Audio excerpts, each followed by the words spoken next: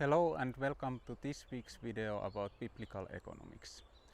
My name is Aleksi Korpinen and today I will start a new video series that creates a kind of roadmap through economics in the footsteps of the Mosaic Law.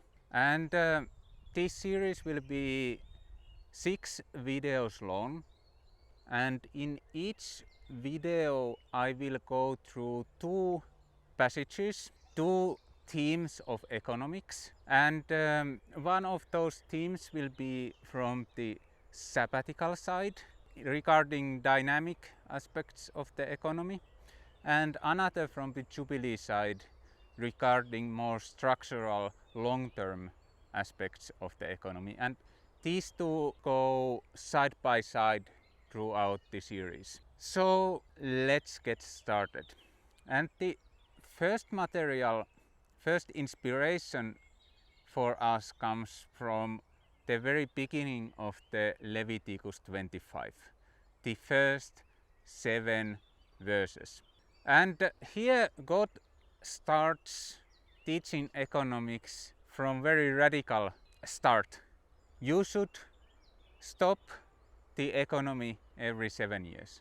That's like very godlike starting point to economics. And many people, when hearing this statement, ask, how does it work in practice? What do we eat when the economy is stopped? But that kind of question comes later. Okay? These first 7 verses are not so practical. They are not like how to analyze this system quite yet. Instead, they are more philosophical in nature. There's a lot of symbolism. There's wine and wheat selected as the examples, and those 2 are overloaded with symbolism. These 7 verses are also very much linked to the 10 commandments, to sabbatical law, that is mirrored in these 7 verses in various ways. So we get also this moral aspect to our economic analysis. And then this very question how we conceptualize sabbatical year, how we conceptualize what is economic activity, what is not, and how we think in conceptual level about economics and economy overall. Those are fundamental questions that we need to answer before we can make coherent analysis of the economy. And so what is our material to tackle these questions in modern way? Well, these kind of conceptualizations have happened already in times of classical economics. We see much correlation with the classical way of more philosophical approach to economy in these verses. And so we will utilize their insights. They also use wine and wheat as an examples, but not so much in overly mathematical way, but more like an examples of certain concepts. We will also search for the answer what the sabbatical year is all about in communist thinking, in old communist thinking. And there we will find very useful answers in the anarcho-communist tradition. But here we need to fix some misconceptions because, well, sabbatical year is not permanent anarchist way of living. So we need to reconcile what we can take from the anarchist thinking and what is not in accordance to our goals in creating something resembling sabbatical year in modern times. This kind of split between economic activity and non-activity also brings us a dualistic view on human nature. How do we merge the right-wing thinking about humans and left-wing thinking about humans into one wall with two opposing sides. And for this we will use modern psychology and neurology to answer the questions, not so much those old one-sided answers of the political philosophy. And that was more about dynamics. What is then the first step in the Jubilee in the structural side? Okay, we do 5 next verses of the Leviticus 25. And these verses start with the strong count 7 times 7 years command. Okay, what's about that? What about counting years? Like, that sounds quite lame.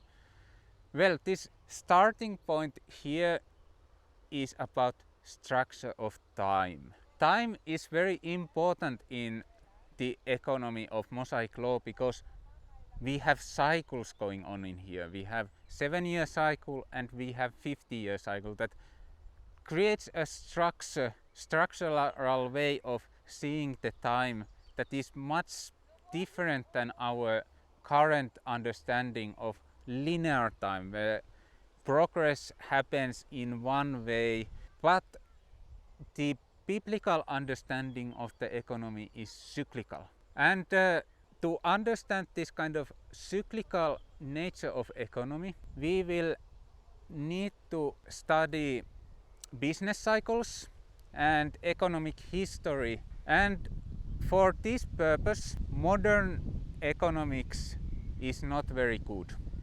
Because, well, before financial crisis, they even thought that history is over. They don't believe in business cycles. They are just random fluctuations without any structure in time. And economic history is something that they have put into optional part of economics curriculum. But for us, it is obligatory. We need to go back a little bit to older theories of business cycles. And there we will meet a giant of economic thought, Joseph Schumpeter, whose ideas about business cycles, whose ideas about history of economic thought and economy, and whose ideas about socialism all correlate with these 5 verses of the Bible. And so we will use Schumpeterian analysis of business cycles. Of course, also newer versions going in those footsteps. We will use quantitative wave theory mostly from Charlotte Perez, and using this quantitative wave theory we get a good framework to study economic history also. All those year numbers that everybody hates suddenly make so much more sense when we take the cyclical context into account.